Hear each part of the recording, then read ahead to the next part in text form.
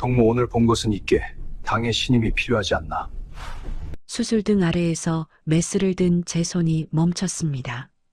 차가운 금속 촉감이 장갑 너머로 느껴지는데 그보다 더 차가운 것은 지금 제가 보고 있는 광경이었습니다.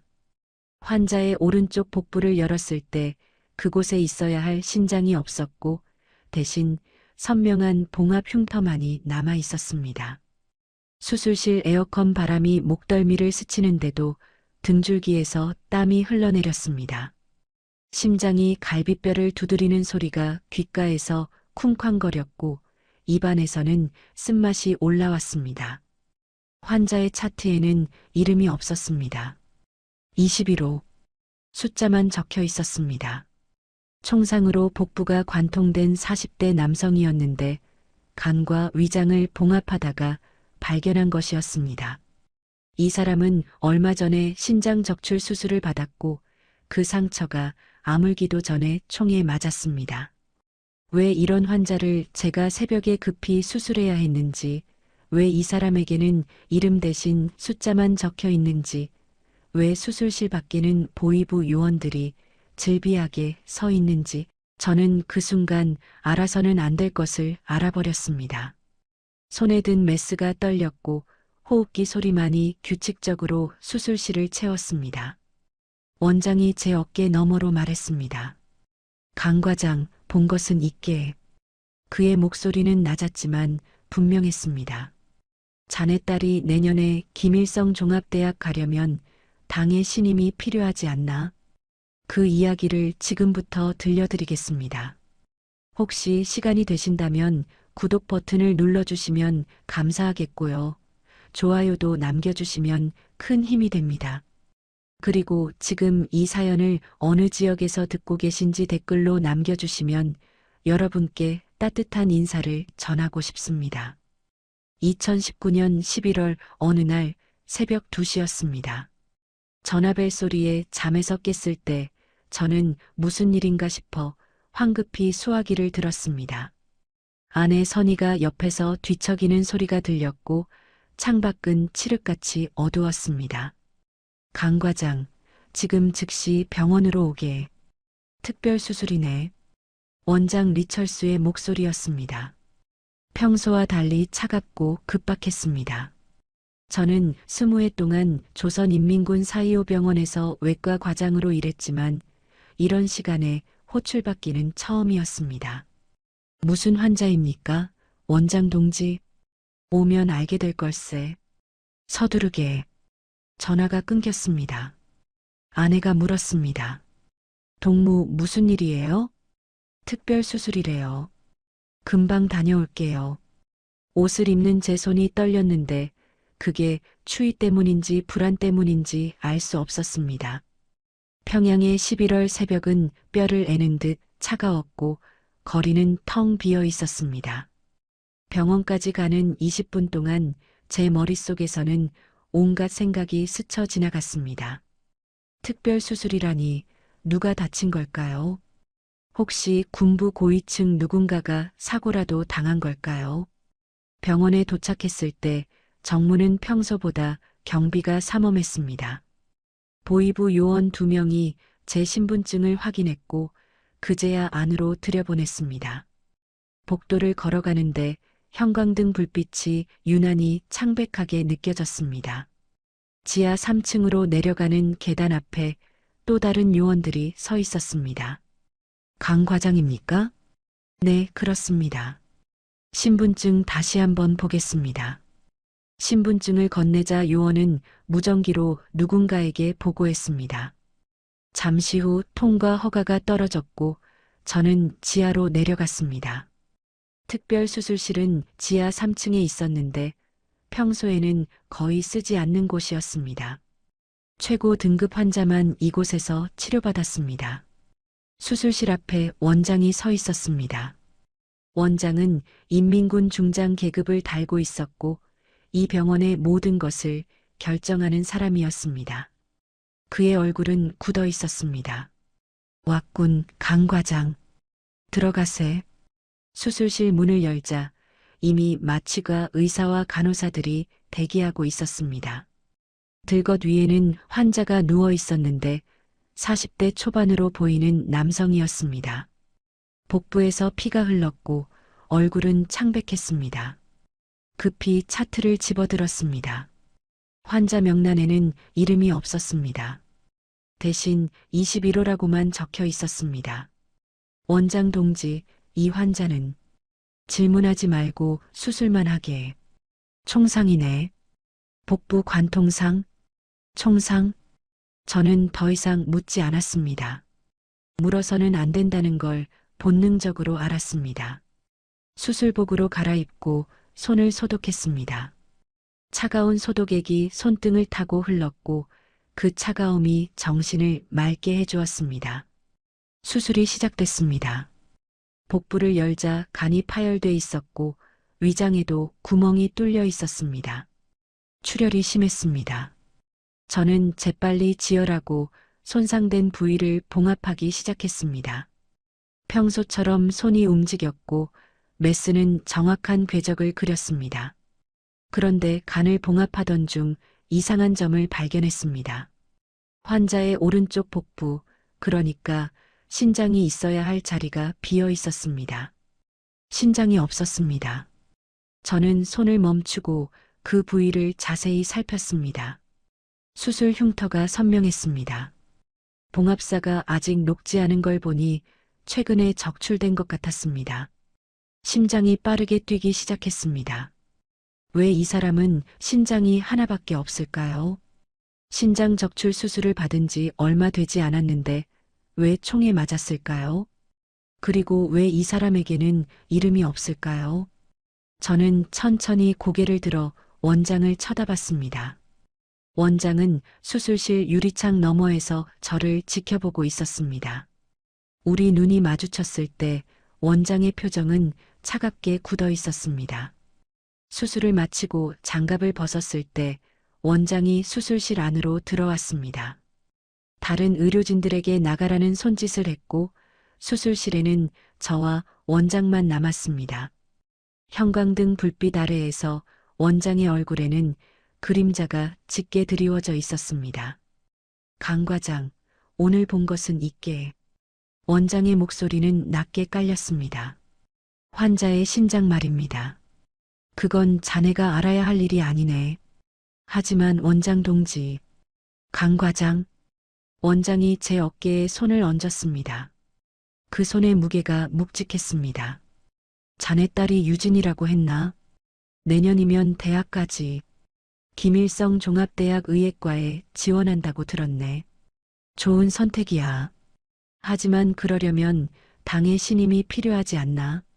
자네 같은 유능한 의사의 충성심을 당에서 높이 평가하고 있네. 협박이었습니다. 노골적인 협박이었습니다. 제가 본 것을 입 밖에 내는 순간 제 딸의 미래는 끝난다는 뜻이었습니다. 알겠습니다. 원장 동지. 제 목소리는 떨렸습니다. 오늘 일은 있겠습니다. 원장은 만족스러운 듯 고개를 끄덕였습니다. 그래, 그게 자네와 자네 가족을 위한 길이네. 수고했네, 강 과장. 수술실을 나왔을 때 복도는 여전히 보이부 요원들로 가득했습니다. 저는 비틀거리는 걸음으로 탈의실로 향했고 그곳에서 수술복을 벗었습니다. 거울에 비친 제 얼굴은 창백했고 이마에는 식은 땀이 맺혀 있었습니다. 그날 밤 저는 알아서는 안 될 것을 알아버렸습니다. 그리고 그 순간부터 제 삶은 돌이킬 수 없는 방향으로 흘러가기 시작했습니다. 탈의실을 나와 복도를 걸었는데 다리에 힘이 풀려서 벽을 짚어야 했습니다. 입안이 바짝 말랐고 목구멍이 타는 것 같았습니다. 의료진 휴게실로 가서 물을 마셔야겠다고 생각했습니다. 지하 3층 복도는 길고 어두웠고 형광등 몇 개만이 희미하게 켜져 있었습니다. 휴게실로 가는 길, 복도 끝에서 희미한 신음소리가 들렸습니다.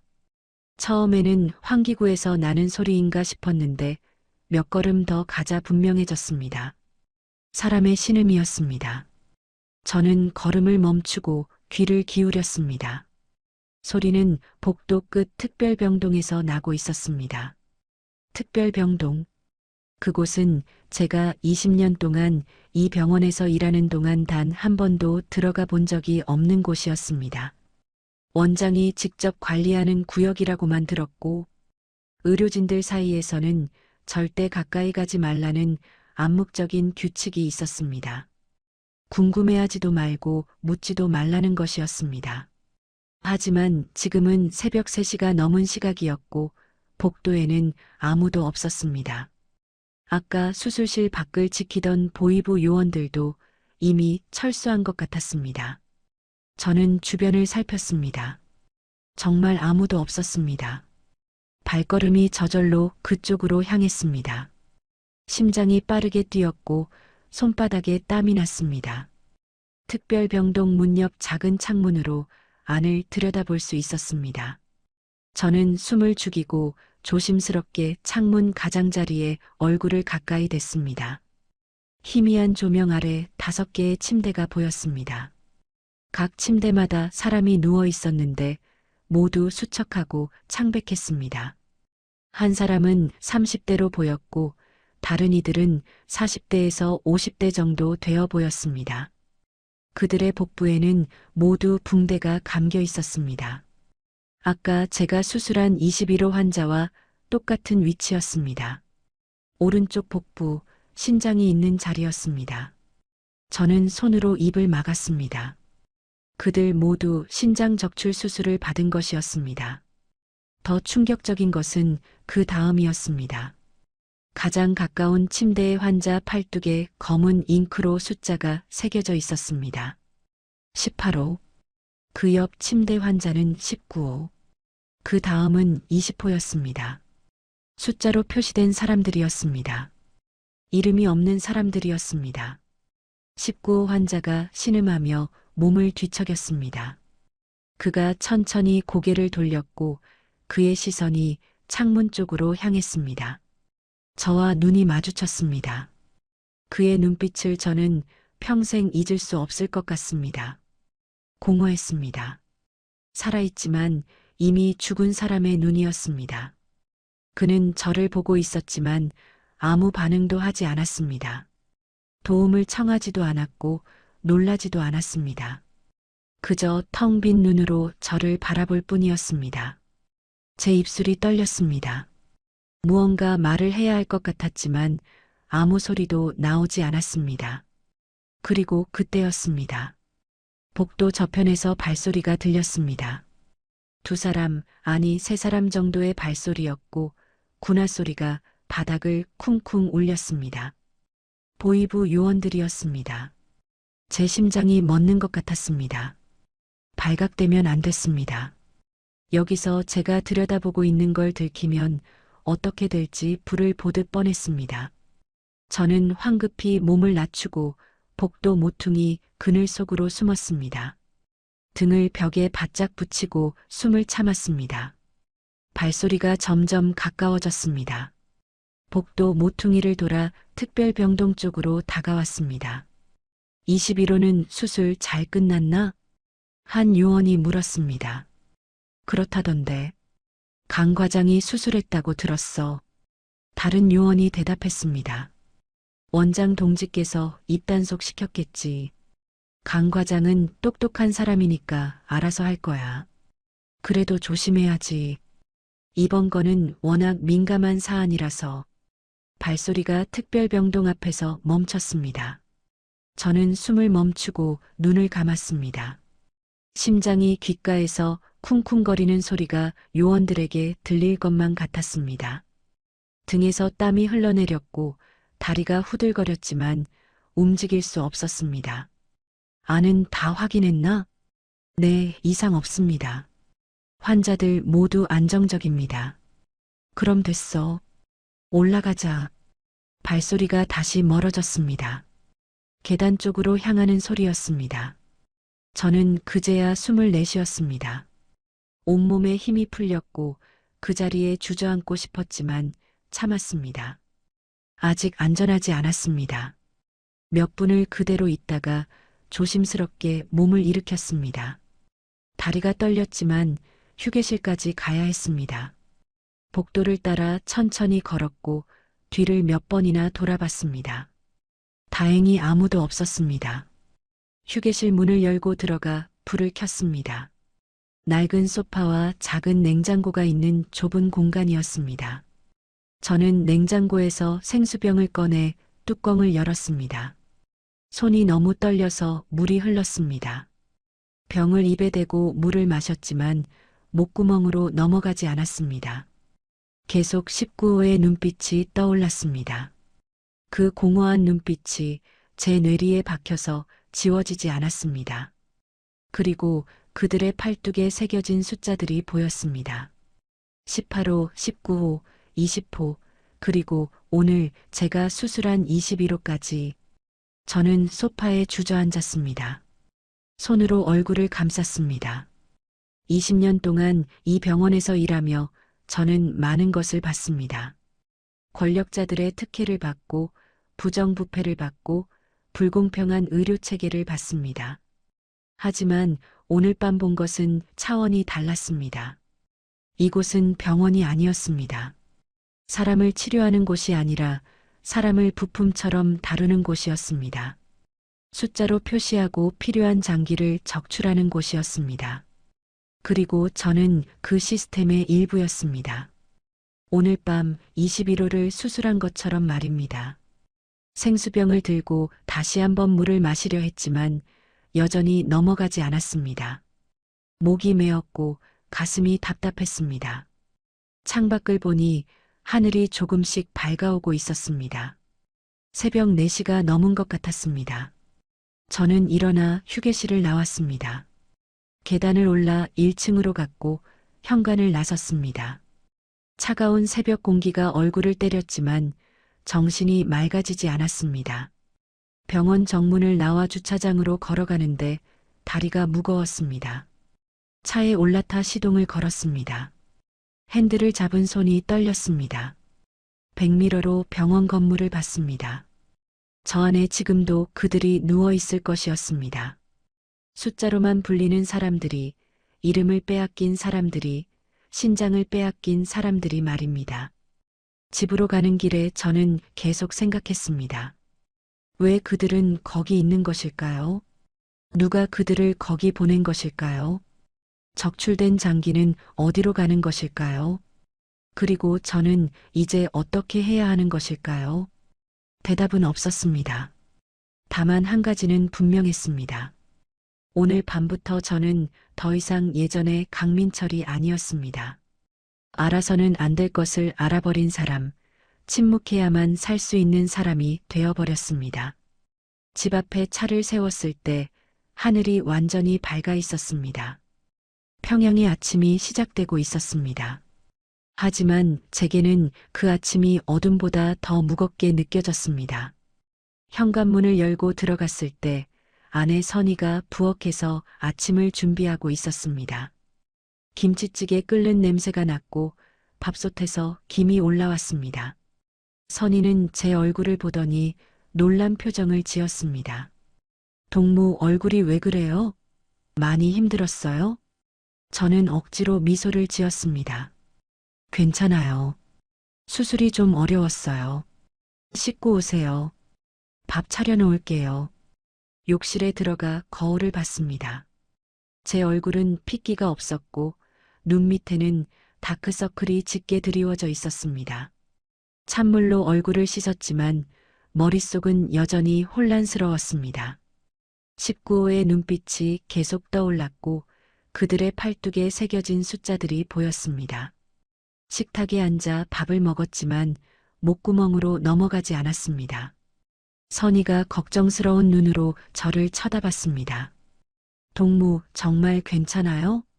병원에서 무슨 일 있었어요? 아무 일 없어요. 그냥 피곤해서 그래요. 더 이상 묻지 않았습니다. 선희도 이 나라에서 살아남으려면 묻지 말아야 할 것들이 있다는 걸 알고 있었습니다. 그날 이후 일주일 동안은 평범하게 지나갔습니다. 일반 환자들을 진료하고 수술하고 회진을 돌았습니다. 하지만 병원 복도를 지날 때마다 지하 3층을 의식하게 됐습니다. 저 아래 특별병동에 그들이 누워 있다는 것을, 숫자로만 불리는 사람들이 있다는 것을 알면서도 모른 척해야 했습니다. 그리고 열흘 후 다시 전화가 왔습니다. 새벽 1시였습니다. 원장의 목소리였습니다. 강 과장, 특별수술이네. 지금 바로 오게. 이번에는 23호였습니다. 50대 남성으로 보였고 역시 차트에는 이름이 없었습니다. 간 일부 적출 수술이었습니다. 원장이 직접 수술실에 들어와서 지시했습니다. 우엽 3분의 1만 적출하게, 깨끗하게. 저는 시키는 대로 했습니다. 메스를 들고 간을 절개했습니다. 손은 떨리지 않았습니다. 20년 동안 수없이 해온 동작이었고 몸이 기억하고 있었습니다. 하지만 머릿속에서는 계속 질문이 맴돌았습니다. 이 간은 누구에게 가는 것일까요? 23호는 누구일까요? 왜 이런 일을 당해야 하는 것일까요? 수술을 마쳤습니다. 적출된 간 조직은 특수 보관 용기에 담겼고 즉시 보이부 요원이 가져갔습니다. 원장이 제 어깨를 두드렸습니다. 수고했네, 강 과장. 자네 솜씨는 역시 훌륭해. 수술복을 벗고 탈의실로 가는데 원장이 따라왔습니다. 그는 주머니에서 뭔가를 꺼냈습니다. 미국산 위스키 한 병과 달러, 지폐 5장이었습니다. 이건 자네 수고에 대한 작은 보답이네. 당과 원수님께서 자네 같은 충성스러운 의사를 높이 평가하고 계시네. 달러를 받는 제 손이 떨렸습니다. 500불이었습니다. 북한에서 일반 의사가 몇 년을 일해도 벌기 힘든 돈이었습니다. 하지만 그 돈의 무게가 납덩이처럼 무겁게 느껴졌습니다. 감사합니다, 원장 동지. 제 목소리는 가라앉아 있었습니다. 자네는 똑똑한 사람이야, 강 과장. 계속 이렇게만 하면 자네 딸 유진이의 미래도 밝을 걸세. 김일성 종합대학 의예과는 물론이고 그 이후의 길도 보장될 거야. 그렇게 시작된 일이 석 달 동안 계속됐습니다. 한 달에 4번 정도 특별수술 호출을 받았습니다. 27호, 31호, 35호, 39호. 환자 번호만 계속 올라갔습니다. 어떤 때는 신장이었고 어떤 때는 간이었고 한 번은 각막 적출도 했습니다. 각막을 적출할 때는 손이 너무 떨려서 원장이 직접 제 손을 잡고 했습니다. 강 과장, 집중하게. 이건 당의 중요한 사업이야. 수술이 끝날 때마다 위스키와 달러를 받았습니다. 집에 돌아가면 그 돈을 서랍 깊숙이 숨겼습니다. 선희에게도 말하지 않았습니다. 그 돈을 보면 제가 한 일이 떠올랐기 때문입니다. 밤마다 악몽을 꿨습니다. 수술대 위에 제가 누워 있었고 누군가가 제 배를 가르고 있었습니다. 아팠지만 소리를 지를 수 없었습니다. 제 팔뚝에는 숫자가 새겨져 있었습니다. 그리고 그 숫자를 보며 깨달았습니다. 저도 그들과 같다는 것을, 저도 이름을 잃어버렸다는 것을 말입니다. 으악!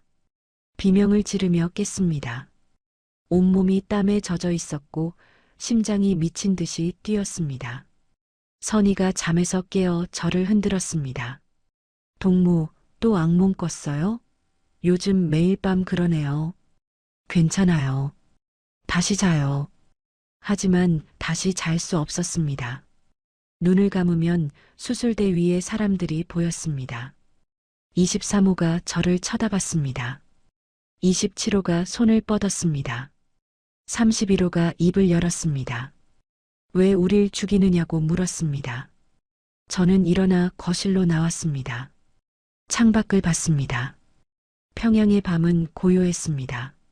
하지만 제 안은 고요하지 않았습니다. 머릿속에서 계속 소리가 들렸습니다.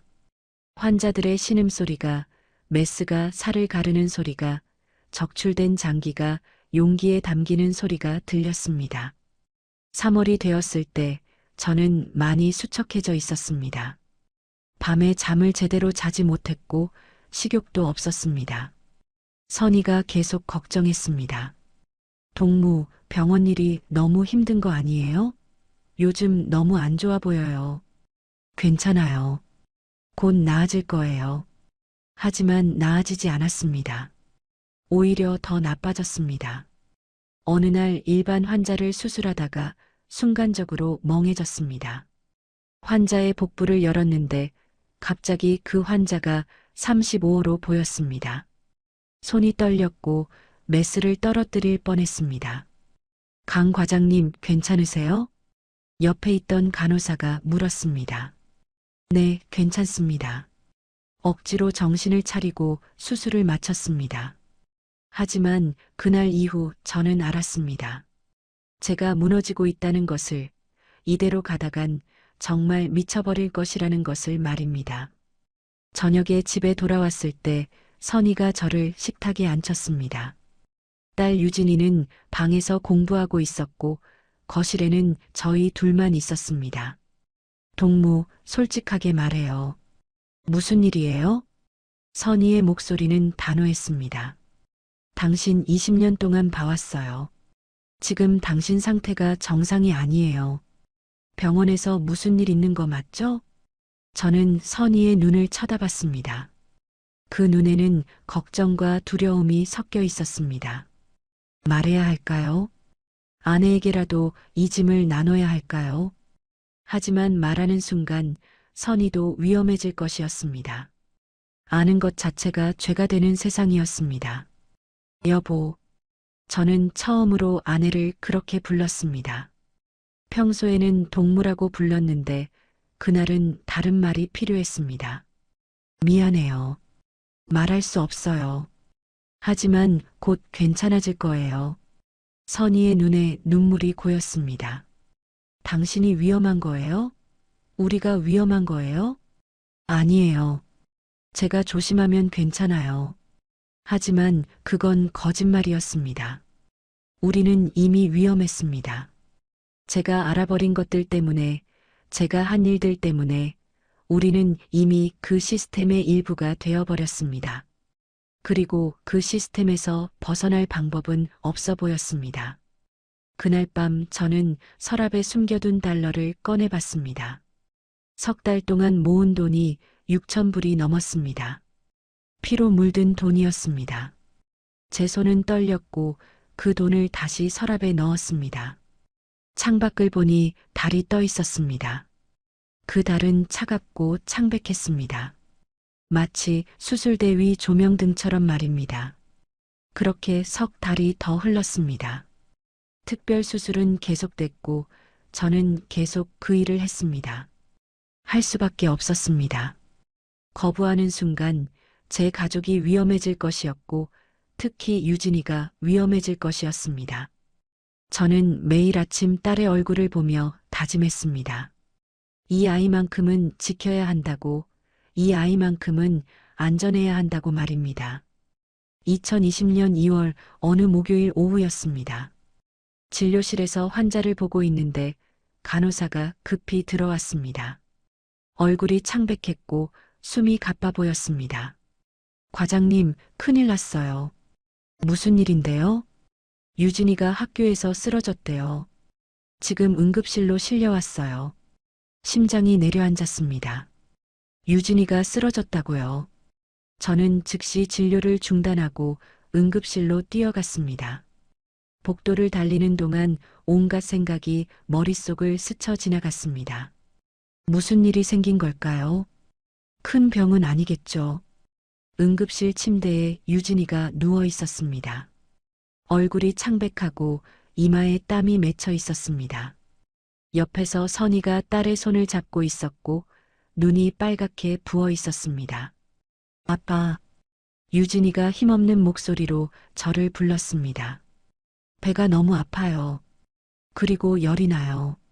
저는 딸의 이마에 손을 댔습니다. 뜨거웠습니다. 고열이었습니다. 복부를 가볍게 눌러봤더니 유진이가 아픈 표정을 지었습니다. 여기가 아프니? 네, 옆구리 쪽이 아파요. 증상으로 봐서는 신우신염일 가능성이 높았습니다. 하지만 정확한 진단을 위해서는 검사가 필요했습니다.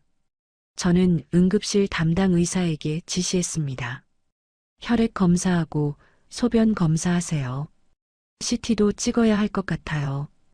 1시간 후 검사 결과가 나왔습니다. 예상대로 급성 신우신염이었습니다.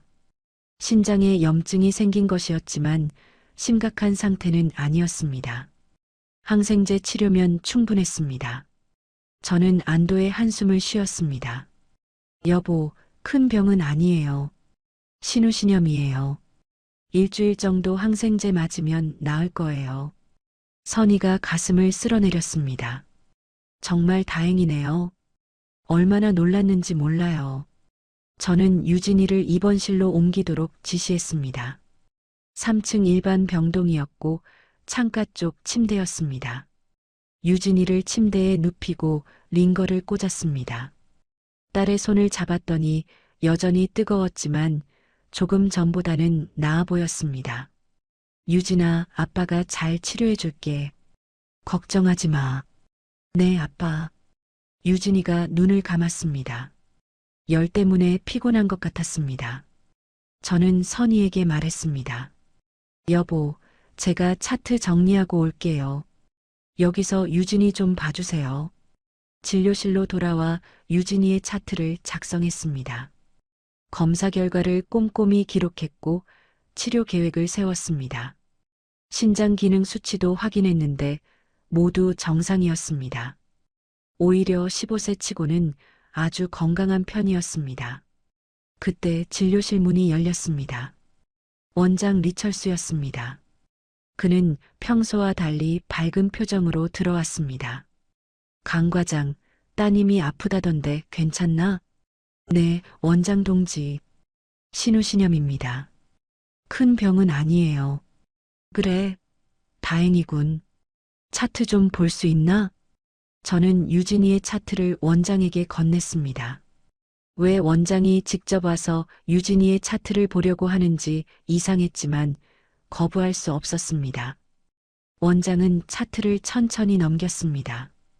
검사 결과를 보고 CT 영상을 보고 혈액 검사 수치를 봤습니다. 그리고 멈췄습니다. 혈액형 란을 보고 있었습니다. 유진이는 AB형이었습니다. 원장의 입가에 미소가 번졌습니다. 하지만 그건 따뜻한 미소가 아니었습니다. 뭔가 다른 의미가 담긴 미소였습니다. AB형이구만. 귀한 혈액형이지.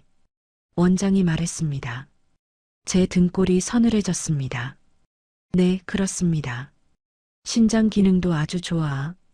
15세 여성치고는 수치가 완벽하네. 건강하게 잘 키웠어, 강 과장.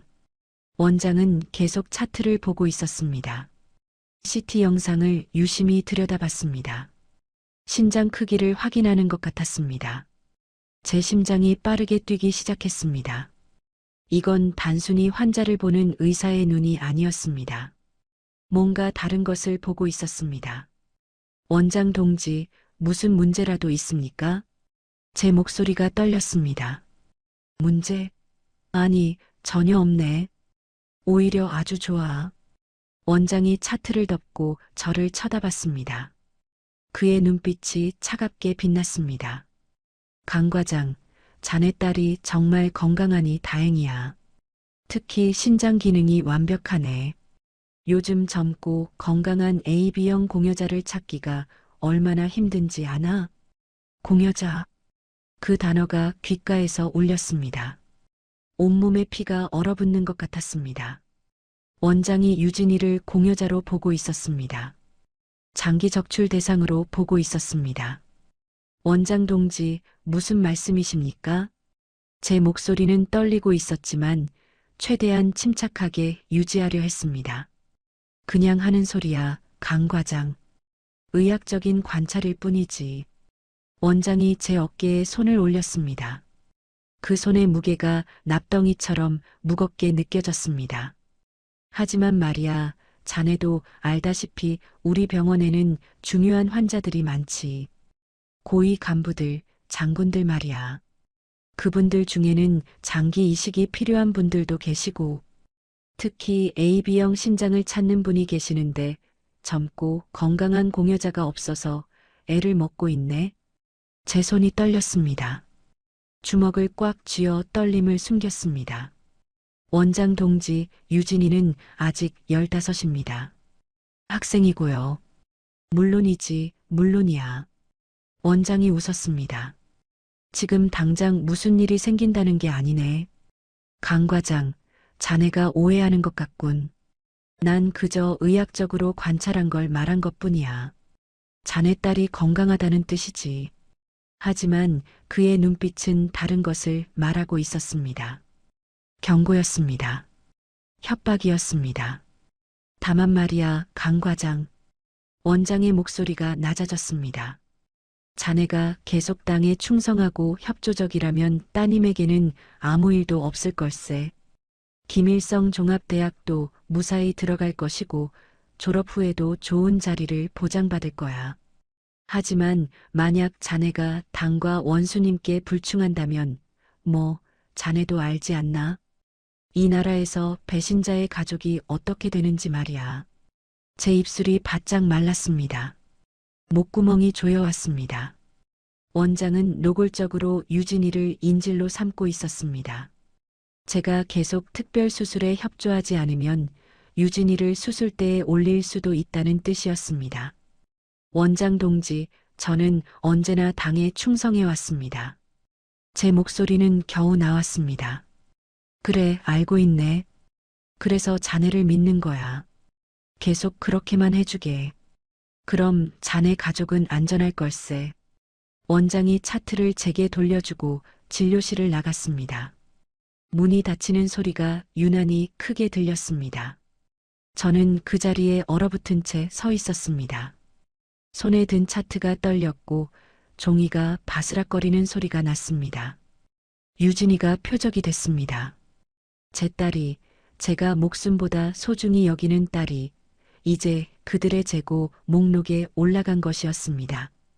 AB형, 15세, 건강한 신장, 언제든 필요하면 꺼내 쓸 수 있는 부품으로 분류된 것이었습니다. 저는 의자에 주저앉았습니다. 다리에 힘이 풀렸고 온몸이 떨렸습니다. 머릿속이 하얘졌습니다. 어떻게 해야 할까요? 어떻게 유진이를 지킬 수 있을까요? 계속 여기 있을 수는 없었습니다. 여기 있는 한 유진이는 안전하지 않았습니다. 원장이 언제 마음을 바꿀지 알 수 없었습니다.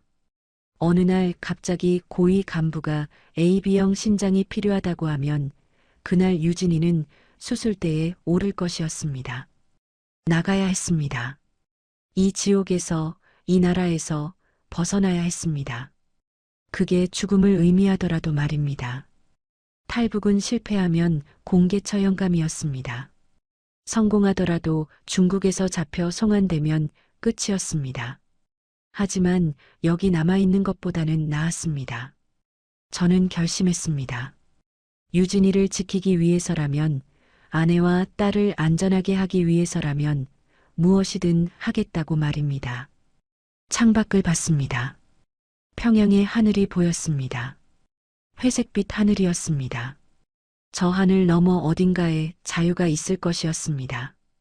유진이가 숫자가 아닌 이름으로 불리는 곳이, 사람을 부품처럼 다루지 않는 곳이 있을 것이었습니다. 그곳으로 가야 했습니다. 어떤 대가를 치르더라도 말입니다. 그날 밤 저는 유진이가 잠든 병실을 나와 집으로 돌아왔습니다. 선희는 병원에 남아 딸을 지키고 있었고 저는 혼자 텅 빈 집에 앉아 있었습니다. 거실 불을 끄고 어둠 속에 앉아 생각했습니다. 어떻게 해야 할까요? 어떻게 이 나라를 빠져나갈 수 있을까요? 탈북. 그 단어를 입 밖에 내는 것만으로도 죽을 수 있는 나라였습니다. 하지만 더 이상 선택의 여지가 없었습니다. 여기 남아있으면 유진이가 위험했고 저도 언젠가는 입을 다물지 못하고 무너질 것 같았습니다. 매일 밤 악몽을 꾸고 매일 아침 거울 속에 낯선 제 얼굴을 보며 살 수는 없었습니다. 다음 날 저녁 선희가 집으로 돌아왔습니다. 유진이는 병원에서 하룻밤 더 지내기로 했고 간호사들이 돌봐주기로 했습니다. 선희는 피곤한 얼굴로 소파에 앉았습니다. 유진이 많이 나아졌어요. 열도 많이 떨어졌고요. 그래요. 다행이네요. 저는 부엌에서 물을 2잔 따라왔습니다. 선희에게 한 잔을 건네고 저도 한 잔을 들었습니다. 손이 떨려서 물이 약간 흘렀습니다. 선희가 제 얼굴을 쳐다봤습니다. 동무, 무슨 일 있어요? 어제부터 계속 이상해요. 저는 물을 한 모금 마셨습니다. 목구멍이 타는 것 같았지만 물이 넘어가지 않았습니다. 이제 말해야 했습니다.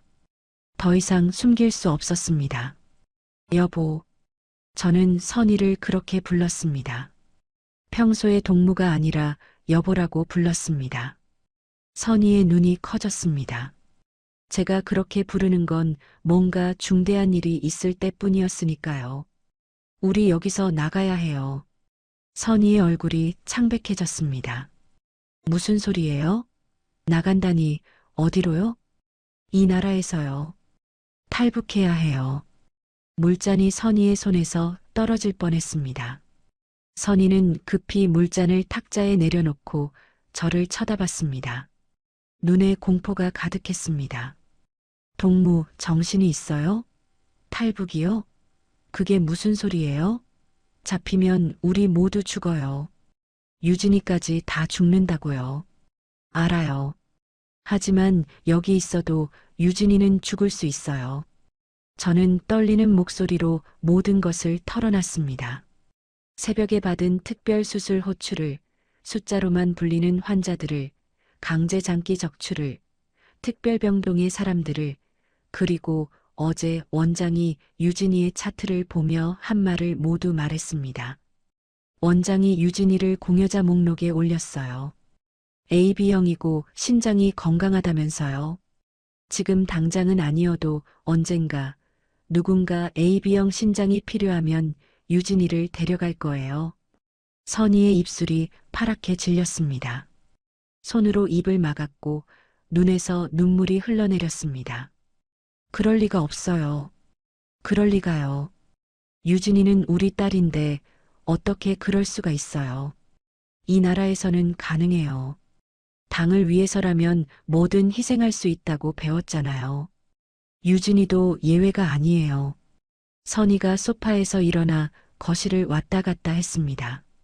손을 비비고 머리를 쥐어뜯었습니다. 그러다 갑자기 저를 돌아봤습니다. 그럼 어쩌자는 거예요? 탈북이요? 두만강을 건너자는 거예요? 중국 공안에 잡혀서 북송되면 어떡하고요? 실패하면 우리 모두 정치범 수용소 가요. 유진이까지요. 알아요. 하지만 여기 남아있으면 확실히 유진이는 위험해요. 탈북은 최소한 희망이라도 있어요. 선희가 주저앉았습니다. 바닥에 털썩 앉아서 얼굴을 손으로 감쌌습니다. 어깨가 떨렸고 흐느끼는 소리가 들렸습니다. 저는 선희 옆에 앉아 그의 어깨를 안았습니다. 여보, 미안해요. 제가 유진이를 지키지 못했어요. 제가 이 일에 연루되지만 않았어도 당신 잘못이 아니에요. 선희가 눈물 젖은 얼굴을 들었습니다. 이 나라가 잘못된 거죠. 사람을 숫자로 만드는 이 나라가요. 우리는 한참을 그렇게 앉아 있었습니다.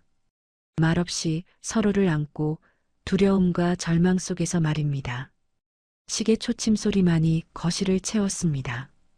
똑딱, 똑딱 시간이 흐르고 있었고 우리에게 남은 시간은 많지 않았습니다.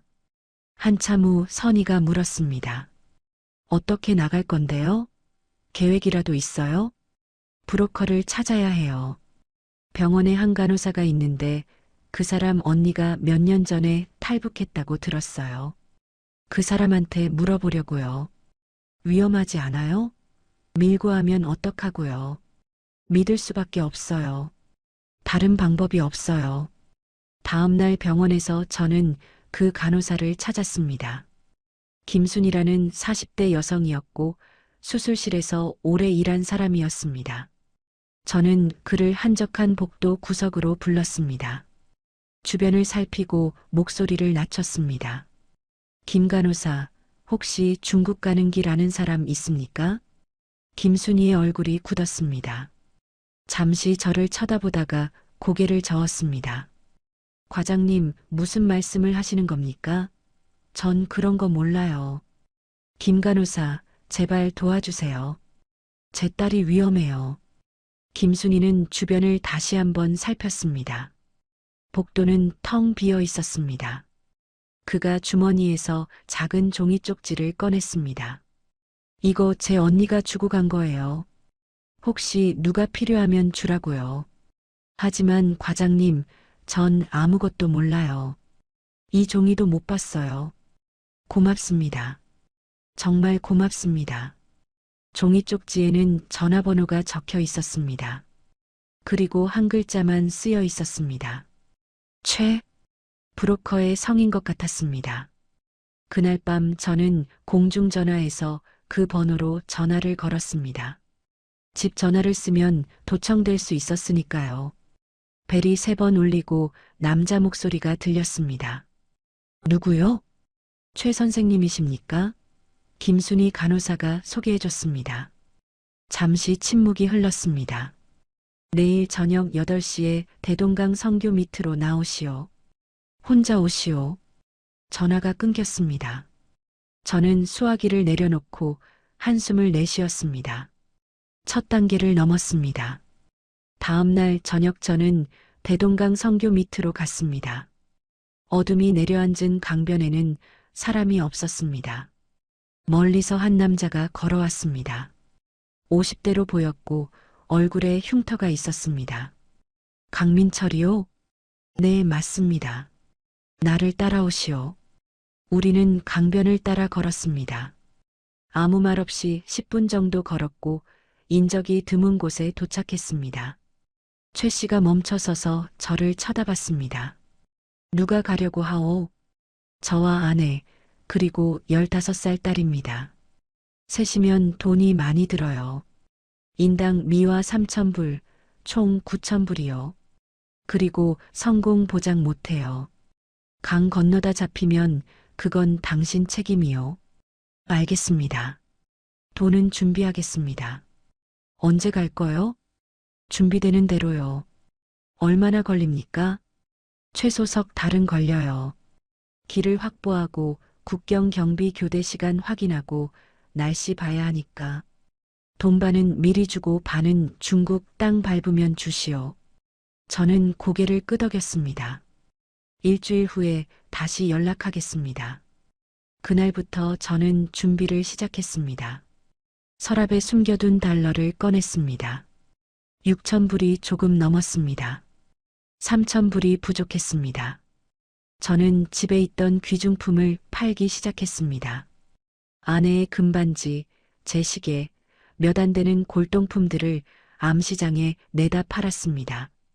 한 달 후 겨우 9,000불을 모았습니다. 최 씨에게 연락해서 성금 4,500불을 건넸습니다. 최 씨는 돈을 세어보고 고개를 끄덕였습니다. 7월 15일로 잡겠소. 그날 당신이 당직이라고 들었소. 어떻게 그걸 압니까? 우리 일이 그런 거요. 다 알아야 살아남소. 5개월이 흘렀습니다. 그동안 저는 평소처럼 일했습니다. 특별 수술도 계속했습니다. 하지만 매일 밤 달력을 보며 날짜를 세웠습니다. 유진이에게는 아무 말도 하지 않았습니다. 아이가 불안해하면 들킬 수 있었으니까요. 7월 14일 밤 저는 선희와 유진이를 안았습니다. 내일부터 우리 새로운 삶이 시작돼요. 무서워도 참아야 해요. 이해하죠? 선희가 고개를 끄덕였고 유진이도 긴장한 얼굴로 끄덕였습니다. 우리는 살아남아야 했습니다. 어떤 대가를 치르더라도 말입니다. 2020년 7월 15일 그날이 왔습니다. 아침에 일어났을 때 평소와 다를 것 없는 하루처럼 보였습니다. 해가 떠올랐고 거리에는 사람들이 나왔고 병원으로 출근하는 길도 똑같았습니다. 하지만 제 손은 계속 떨렸고 심장은 평소보다 2배는 빠르게 뛰는 것 같았습니다. 병원 당직은 오후 6시부터 다음날 아침 8시까지였습니다. 저는 평소처럼 당직실에 짐을 풀었습니다. 동료들에게 인사했고 저녁 회진을 돌았고 차트를 정리했습니다. 모든 게 평범해 보여야 했습니다. 의심받으면 안 됐습니다. 오후 9시가 됐습니다. 당직실에 혼자 앉아 시계를 봤습니다. 초침이 똑딱거리는 소리가 유난히 크게 들렸습니다. 손에 땀이 났고 입안이 바짝 말랐습니다. 창밖을 봤습니다. 어둠이 내려앉고 있었습니다. 밤 11시에 이곳을 빠져나가야 했습니다. 2시간을 기다리는 게 이렇게 길 줄 몰랐습니다. 시계를 몇 번이나 확인했는지 모릅니다. 9시 10분, 9시 23분, 9시 47분. 시간이 너무 천천히 흘렀습니다. 가만히 앉아 있을 수 없어서 복도를 걸었습니다. 병동을 돌았고 환자들을 확인했고 간호사들과 대화했습니다. 강 과장님, 오늘 얼굴이 안 좋으신데 괜찮으세요? 한 간호사가 물었습니다. 괜찮습니다. 좀 피곤해서 그래요. 무리하지 마시고 쉬세요. 고맙습니다. 밤 10시 30분이 됐습니다. 30분 남았습니다. 저는 당직실로 돌아와 가방을 확인했습니다. 안에는 여권도 신분증도 없었습니다. 다만 몇 벌의 옷과 약간의 음식, 그리고 남은 달러 4,500불이 들어 있었습니다. 가방을 메고 거울을 봤습니다. 제 얼굴은 창백했고 눈빛은 불안했습니다. 10시 50분. 저는 심호흡을 했습니다. 이제 시작입니다. 당직실 문을 열고 복도로 나왔습니다. CCTV가 있는 복도는 피해야 했습니다. 비상계단으로 향했습니다. 계단은 어두웠고 형광등 몇 개만 깜빡이고 있었습니다. 한 층씩 내려갔습니다. 5층에서 4층으로, 3층으로, 2층으로, 1층으로. 1층 복도를 지나갈 때 경비실을 통과해야 했습니다. 경비원이 앉아 있었고 텔레비전을 보고 있었습니다. 저는 최대한 자연스럽게 걸었습니다. 경비원이 고개를 들었습니다. 강 과장님, 어디 가십니까? 아, 차에 둔 서류 좀 가져오려고요. 그러세요. 경비원은 다시 텔레비전을 봤습니다. 저는 현관을 나와 주차장으로 걸었습니다. 밤 공기가 차갑게 얼굴을 스쳤습니다. 주차장에는 몇 대의 차만 서 있었고 사람은 없었습니다. 주차장 끝으로 갔습니다. 뒷문이 있었습니다. 평소에는 쓰레기차가 드나드는 문이었고 밤에는 잠겨 있지 않았습니다. 문을 열었습니다. 삐걱거리는 소리가 났고 심장이 철렁했지만 아무도 오지 않았습니다. 병원 뒤편은 어두운 골목이었습니다. 저는 담장을 따라 걸었고 모퉁이를 돌았습니다. 미리 약속한 장소는 병원에서 2블록 떨어진 골목이었습니다. 어둠 속에서 2사람의 실루엣이 보였습니다. 선희와 유진이었습니다. 여보. 선희가 작은 목소리로 저를 불렀습니다. 저는 달려가서 그들을 안았습니다. 선희의 몸이 떨리고 있었고 유진이는 작은 가방을 꼭 안고 있었습니다. 아빠, 무서워요. 유진이가 속삭였습니다. 괜찮아. 아빠가 지켜줄게. 지금부터는 소리 내면 안 돼. 알았지? 유진이가 고개를 끄덕였습니다. 그때 골목 입구에서 차 소리가 들렸습니다. 낡은 트럭이 천천히 다가왔습니다. 헤드라이트를 끄고 있었고 엔진 소리만 낮게 울렸습니다. 트럭이 우리 앞에 멈췄고 운전석에서 남자가 내렸습니다. 최 씨였습니다. 빨리 타요. 시간 없어요. 그는 뒤쪽 짐칸 덮개를 열었습니다. 안은 어두웠고 낡은 천막과 상자들이 쌓여 있었습니다. 우리는 짐칸에 올라탔습니다. 최 씨가 천막을 우리 위로 덮었습니다. 절대 소리 내지 마시오. 검문소 지날 때 들키면 끝이오. 천막 너머로 최 씨의 목소리가 들렸습니다. 그리고 짐칸 덮개가 닫혔습니다. 완전한 어둠이었습니다. 아무것도 보이지 않았습니다. 선희가 제 손을 꽉 잡았고 유진이가 다른 쪽 손을 잡았습니다. 트럭이 출발했습니다. 덜컹거리는 진동이 온몸으로 전해졌습니다.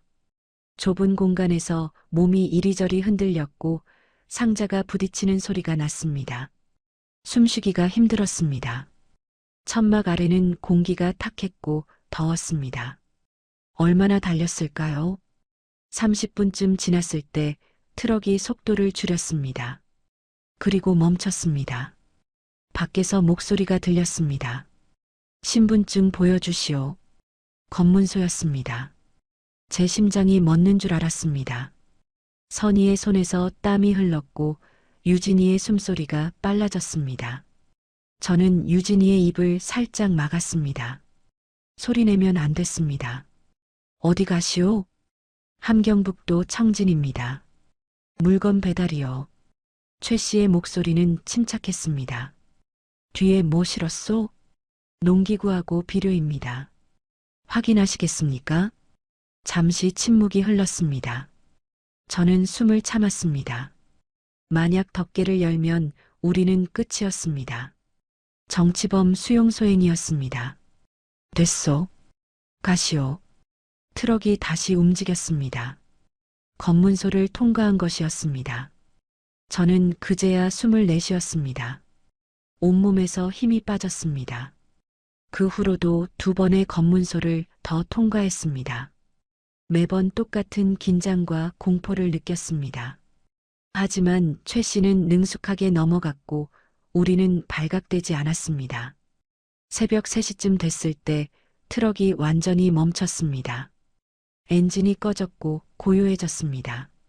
짐칸 덮개가 열렸습니다.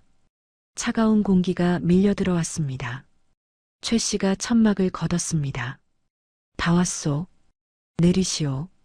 우리는 비틀거리며 짐칸에서 내렸습니다. 다리가 저려서 제대로 서 있을 수가 없었습니다. 주변을 둘러봤습니다. 산골 마을 같았습니다.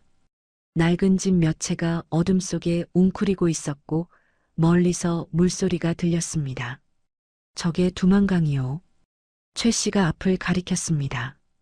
어둠 속에서 강물이 희미하게 반짝였습니다. 저 너머가 중국이었습니다. 자유였습니다. 아니면 죽음이었습니다. 이제부터가 진짜 위험하오. 강물 소리가 크니까 경비병이 못 들을 거요. 하지만 중간쯤 가면 철조망이 있어. 조심해야 하오. 따님은 제가 업고 갈 테니 부부는 손 꼭 잡고 따라오시오. 최 씨가 유진이를 쳐다봤습니다. 무섭지? 유진이가 고개를 끄덕였습니다. 괜찮아. 곧 안전한 곳 가. 우리는 강둑으로 내려갔습니다. 자갈이 발밑에서 구르는 소리가 났습니다. 강물 소리가 점점 커졌습니다. 물이 세차게 흐르고 있었습니다. 강가에 섰을 때 유진이가 저를 쳐다봤습니다. 눈에 눈물이 고여 있었습니다. 아빠, 우리 잡히면 어떡해요? 저는 무릎을 꿇고 딸과 눈높이를 맞췄습니다. 딸의 어깨를 꽉 잡았습니다. 유진아, 아빠를 믿어. 우리 꼭 살아서 건너갈 거야. 저기 건너편에는 내가 숫자가 아니라 이름으로 불리는 곳이 있어. 내가 자유롭게 살 수 있는 곳이 있어. 우리 거기 가자. 유진이가 고개를 끄덕였습니다. 저는 딸을 꼭 안았습니다. 그리고 선희의 손을 잡았습니다. 자, 가시다. 최 씨가 물속으로 들어갔습니다. 유진이를 업고 천천히 앞으로 나아갔습니다. 우리도 뒤따랐습니다.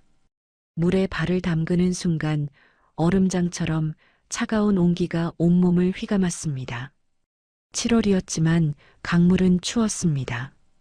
한 발 한 발 앞으로 나아갔습니다. 물이 발목까지 차올랐고 무릎까지 왔고 허리까지 왔습니다. 선희가 제 옷을 꽉 잡았습니다. 물살이 새서 중심을 잡기 힘들었습니다. 앞에서 최 씨가 유진이를 업고 천천히 나아가고 있었습니다. 저 너머에 자유가 있었습니다.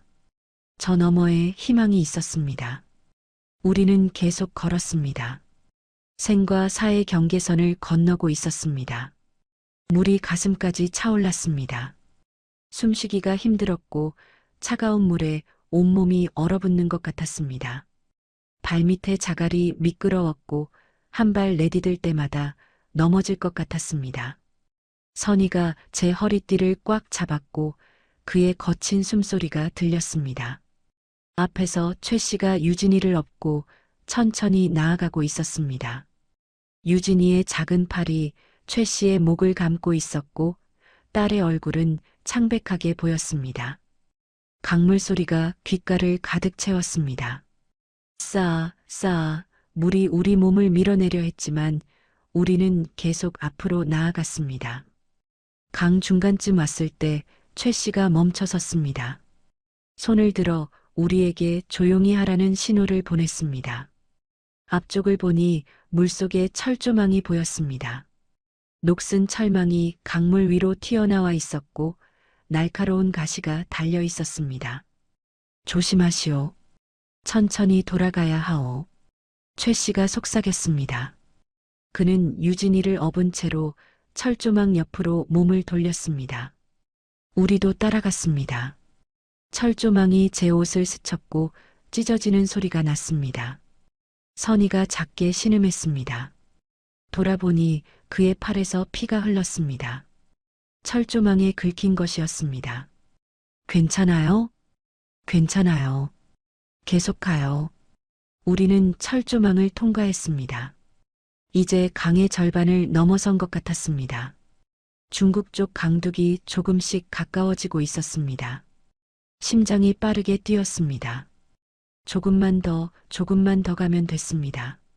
그때였습니다. 저편 북한 쪽 강둑에서 손전등 불빛이 번쩍였습니다. 빛이 강물을 훌쳤고 우리를 향해 왔습니다. 온몸이 얼어붙었습니다. 경비병이었습니다. 거기 누구냐? 고함 소리가 강물 소리를 뚫고 들렸습니다. 손전등 불빛이 최 씨를 비쳤습니다. 유진이를 업고 있는 최 씨의 모습이 환하게 드러났습니다. 움직이지 마. 최 씨가 외쳤습니다. 뛰시오. 지금 당장. 총소리가 울렸습니다. 귀가 먹먹해졌습니다. 물보라가 우리 옆에서 튀었습니다. 선희가 비명을 질렀습니다. 으악! 조용히. 계속 뛰어요. 저는 선희의 손을 잡고 필사적으로 물을 헤쳤습니다. 다리가 물에 걸렸지만 계속 움직였습니다. 앞에서 최 씨가 유진이를 업고 달리고 있었습니다. 또 한 발의 총성이 울렸습니다. 이번에는 제 귀 옆을 스쳐 지나갔습니다. 귓가에서 윙하는 소리가 울렸습니다. 빨리요. 최 씨가 소리쳤습니다. 저는 선희를 거의 끌다시피 했습니다. 물이 튀고 숨이 턱까지 찼지만 멈출 수 없었습니다. 뒤에서 또 총소리가 들렸습니다. 연속으로 두 발이 날아왔습니다. 아빠. 유진이의 목소리가 들렸습니다. 공포에 질린 목소리였습니다. 괜찮아. 계속 가.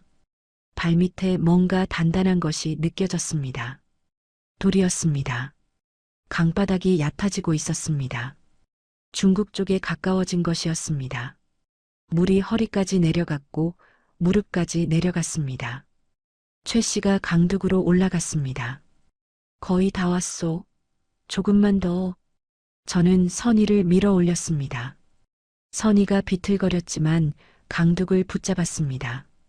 저도 기어 올랐습니다. 뒤에서 또 총성이 울렸지만 이번에는 빗나갔습니다. 중국 땅이었습니다. 발밑에 흙이 축축했고 풀이 느껴졌습니다. 저는 그대로 땅에 쓰러졌습니다. 숨이 터질 것 같았고 심장이 가슴을 찢을 듯 뛰었습니다. 선희도 옆에 쓰러졌고 거친 숨을 몰아쉬었습니다. 유진이는 최 씨의 품에서 내려와 제게 달려왔습니다. 아빠, 아빠. 유진이가 제 가슴에 얼굴을 묻고 울었습니다. 온몸이 떨리고 있었습니다. 저는 딸을 꽉 안았습니다. 선희도 우리를 안았습니다. 우리는 그렇게 땅에 엉켜 있었습니다. 살아 있었습니다. 우리는 살아남았습니다. 뒤를 돌아봤습니다. 두만강 건너편에서 경비병들이 손전등을 이리저리 비추고 있었습니다. 총을 겨누고 있었지만 더 이상 쏘지 않았습니다. 국경선을 넘었으니까요. 여기는 중국이었고 그들은 더 이상 쏠 수 없었습니다. 국제 문제가 되니까요. 일어나시오. 아직 안전하지 않소. 최 씨가 말했습니다. 그도 숨이 가빴지만 목소리는 단호했습니다. 중국 공안이 순찰 돌 수 있소. 빨리 움직여야 하오. 우리는 비틀거리며 일어났습니다. 온몸이 젖어 있었고 추웠습니다. 밤 공기가 차갑게 스며들었고 이가 딱딱 부딪혔습니다. 최 씨가 풀숲 사이로 난 길을 가리켰습니다. 저쪽으로 가시오. 10분만 걸으면 안전가옥이 있소. 우리는 풀숲을 헤치며 걸었습니다. 다리가 후들거렸고 제대로 걷기 힘들었지만 계속 움직였습니다. 뒤에서 강물 소리가 점점 멀어졌습니다. 그 소리와 함께 북한도 멀어지고 있었습니다.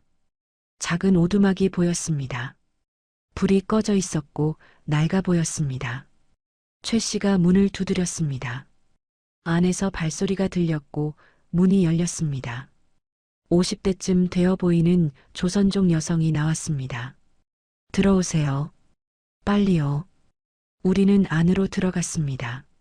좁은 방이었고 낡은 이불 몇 장이 깔려 있었습니다. 여성이 수건을 건넸습니다. 몸 좀 닦으세요. 옷은 저기 있어요. 저는 젖은 옷을 벗고 마른 옷으로 갈아입었습니다. 손이 떨려서 단추를 채우기 힘들었습니다. 선희도 유진이도 옷을 갈아입었습니다. 유진이의 입술이 파랗게 질려 있었습니다. 유진아, 괜찮니? 네, 아빠. 무서웠어요. 저는 딸을 안았습니다. 딸의 몸이 여전히 떨리고 있었습니다. 이제 괜찮아. 우리 살았어. 안전해. 하지만 정말 안전한 걸까요? 여기는 중국이었고 우리는 불법 체류자였습니다. 잡히면 북송됐습니다. 북송되면 공개 처형이었습니다. 아직 끝난 게 아니었습니다. 진짜 여정은 이제 시작이었습니다. 최 씨가 저를 불렀습니다. 나머지 돈 주시오. 저는 가방에서 달러를 꺼냈습니다. 젖어 있었지만 다행히 지폐는 멀쩡했습니다. 4,500불을 최 씨에게 건넸습니다. 최 씨는 돈을 세어보고 주머니에 넣었습니다. 여기서 석 달 정도 숨어 있어야 하오. 그동안 한국행 브로커를 찾을 거요. 연락 오면 움직이시오. 감사합니다. 목숨을 구해주셨습니다. 목숨값은 받았소. 이제 당신들 운이요. 최 씨가 문을 열고 나갔습니다. 밤속으로 사라졌습니다. 조선족 여성이 말했습니다. 여기서 절대 밖에 나가면 안 돼요. 중국 공안 순찰 돌아요. 들키면 북송돼요. 알겠습니다. 여성이 방을 나갔고 우리만 남았습니다. 저는 창문으로 다가가 밖을 봤습니다. 어둠 속에서 아무것도 보이지 않았습니다. 하지만 저 어둠 너머 어딘가에 두만강이 흐르고 있었습니다. 그리고 그 너머에는 북한이 있었습니다. 우리가 떠나온 곳이었습니다. 이제 영영 돌아갈 수 없는 곳이었습니다. 선희가 제 옆에 섰습니다. 그도 창밖을 보고 있었습니다. 눈에 눈물이 고여 있었습니다. 동무, 우리 정말 나온 거예요? 네, 나왔어요. 다시는 못 돌아가는 거죠? 저는 대답하지 못했습니다. 돌아간다는 건 죽음을 의미했으니까요. 하지만 동시에 그곳에는 우리가 태어나고 자란 곳이 있었습니다. 부모님 산소가 있었고 친구들이 있었고 추억이 있었습니다. 이제 그 모든 것과 작별한 것이었습니다. 유진이가 이불 위에 누워 있었습니다. 눈을 감았지만 잠들지 못하고 있었습니다. 온몸이 가끔 떨렸습니다. 저는 딸 옆에 누워 손을 잡았습니다. 유진아, 무서웠지? 네. 총소리가 너무 무서웠어요. 우리 죽는 줄 알았어요. 미안해.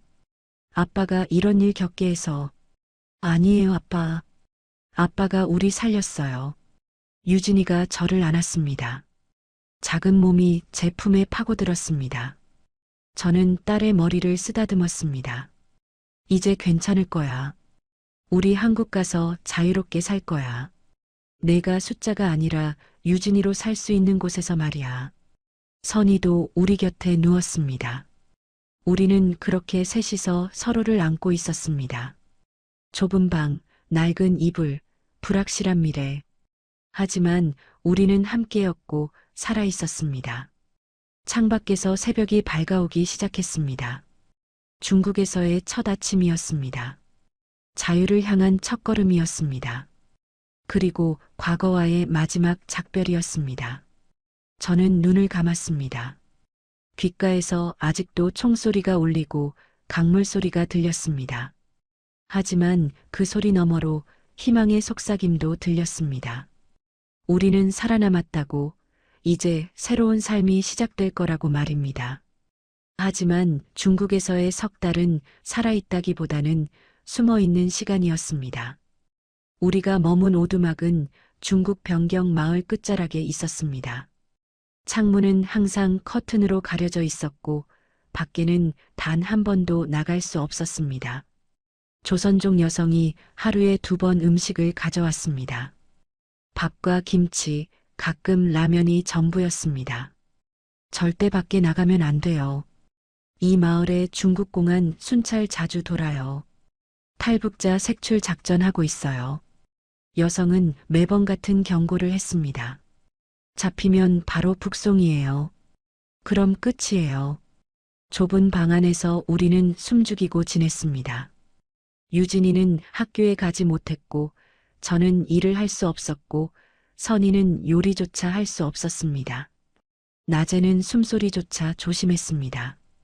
밖에서 발소리만 들려도 온 가족이 얼어붙었습니다. 밤이 가장 힘들었습니다. 어둠 속에서 저는 여전히 악몽을 꿨습니다. 수술대 위에 사람들이 나타났고 원장의 목소리가 들렸고 유진이가 숫자로 불리는 꿈을 꿨습니다.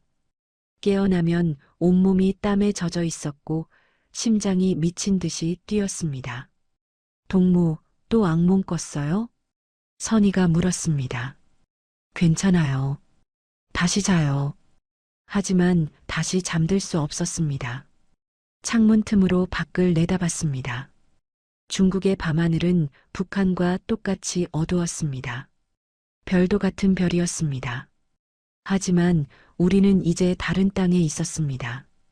돌아갈 수 없는 땅에서 멀어진 것이었습니다.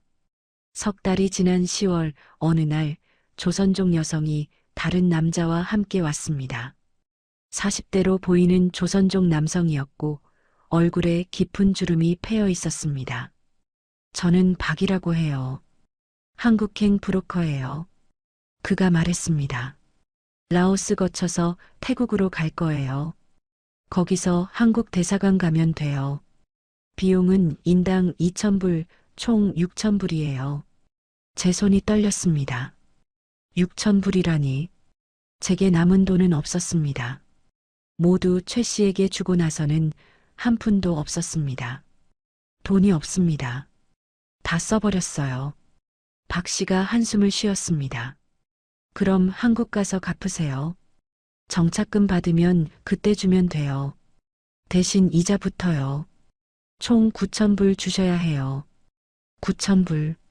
엄청난 돈이었습니다. 하지만 선택의 여지가 없었습니다. 여기 계속 숨어 있을 수는 없었습니다. 언젠가는 들킬 것이었습니다. 알겠습니다. 한국 가서 꼭 갚겠습니다. 좋아요. 일주일 후에 출발해요. 준비하세요. 일주일 후 우리는 다시 이동을 시작했습니다. 밤에 트럭을 타고 중국 내륙으로 들어갔습니다. 며칠 동안 여러 도시를 거쳤습니다. 때로는 버스를 탔고, 때로는 걸었고, 때로는 또 다른 트럭에 숨어서 이동했습니다. 중국에서 라오스로 넘어갈 때가 가장 위험했습니다. 국경 검문소를 피해서 산길로 넘어가야 했습니다. 밤새 산을 올랐습니다. 유진이는 지쳐서 계속 주저앉았고 저는 딸을 업고 걸었습니다. 선이도 숨이 가빴지만 계속 따라왔습니다. 조금만 더, 조금만 더요. 박 씨가 앞에서 재촉했습니다. 우리는 계속 올라갔습니다. 다리가 후들거리고 등에서 땀이 흘렀지만 멈출 수 없었습니다. 새벽녘에 산을 넘었습니다. 발밑에 라오스 땅이 펼쳐져 있었습니다. 우리는 그대로 땅에 쓰러졌습니다. 숨도 제대로 쉴 수 없었고 온몸이 아팠지만 살아 있었습니다. 라오스에서 일주일을 더 이동했습니다. 버스를 타고 남쪽으로 내려갔습니다. 창밖으로 낯선 풍경이 지나갔습니다. 논밭과 야자수와 절들이 보였습니다. 북한과는 완전히 다른 세계였습니다. 태국 국경에 도착했을 때는 11월 초였습니다. 다시 밤에 산길을 넘어 태국으로 들어갔습니다. 이번에는 덜 험했지만 여전히 힘들었습니다.